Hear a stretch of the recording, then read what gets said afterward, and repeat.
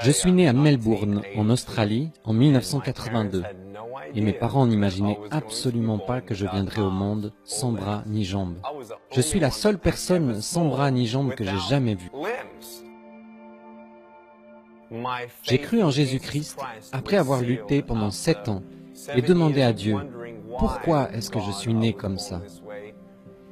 Il m'a répondu très clairement par un texte dans l'évangile de Jean au chapitre 9. Alors j'ai donné ma vie à Jésus à l'âge de 15 ans, après avoir lu ce passage où il croise la route d'un aveugle. Et attendez une seconde, c'est vraiment intéressant. Personne ne savait pourquoi il était né comme ça. Je me suis dit, parfait, c'est tout moi. Donc j'ai lu dans l'évangile de Jean, au chapitre 9 et au verset 3, où Jésus dit que c'est arrivé afin que les œuvres de Dieu soient révélées en lui.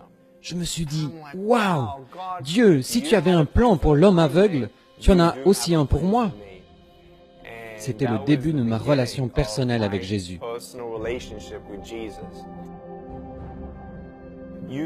Des groupes de jeunes, des églises ont commencé à me solliciter. Partout, des portes se sont ouvertes pour que je puisse donner mon témoignage. J'ai parlé devant 300 lycéens. Au bout de 3 minutes, la moitié des filles s'étaient mises à pleurer. L'une d'elles, au milieu de la salle, les larmes aux yeux, a levé la main et dit « Je suis vraiment désolée de vous interrompre, mais est-ce que je peux venir pour vous prendre dans mes bras ?» Devant tout le monde, elle s'est avancée et m'a prise dans ses bras. Elle a pleuré sur mon épaule et m'a murmuré à l'oreille. Jamais une personne ne m'a dit qu'elle m'aimait. On ne m'a jamais dit que j'étais merveilleuse comme je suis. Je n'arrivais pas à y croire. Cela a changé ma vie. À cet instant, j'ai compris que Dieu se servait de moi pour lui faire du bien. Ce n'était pas par mes paroles ou par ma force, mais c'était Dieu. Et mon cœur s'est enflammé de passion. C'était vraiment impressionnant de voir une personne transformée pour toujours. Ce jour-là, j'ai su que Dieu m'appelait à annoncer son évangile à travers le monde. Aujourd'hui, ne partez pas d'ici sans changer. Repartez d'ici sans chaîne. Vous ne savez tout simplement pas ce que Dieu peut faire avec des morceaux brisés de votre vie tant que vous ne les lui apportez pas. J'aimerais que vous sachiez que, quand vous tombez à terre, la grâce de Dieu est là. Dieu veut étendre sa main et vous relever. Laissez-vous secourir. Durant les 7 premières années de mon ministère, Dieu m'a ouvert des portes qui m'ont conduit à parler 2000 fois dans 44 pays sur 6 continents. Des campus universitaires comptant 40 000 étudiants en Chine, en passant par l'Inde, où j'ai parlé à des victimes de l'esclavage sexuel, et à une foule de 110 000 personnes réunies dans la jungle.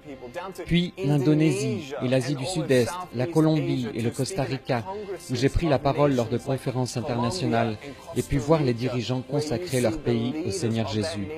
La Corée, où j'ai abordé le thème de la dépression et du suicide devant un public de jeunes, jusqu'en Europe de l'Est et notamment en Serbie, en Slovénie et en Croatie.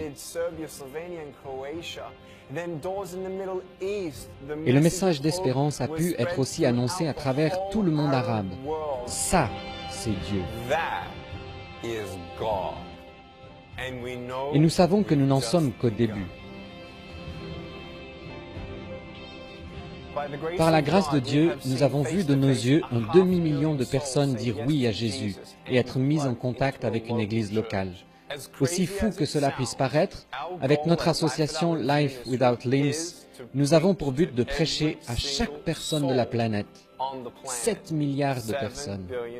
Nous croyons qu'il est possible d'atteindre ce but, car le Saint-Esprit est en train de réunir des personnes souhaitant s'engager et nous soutenir dans notre envoi pour accomplir cette mission.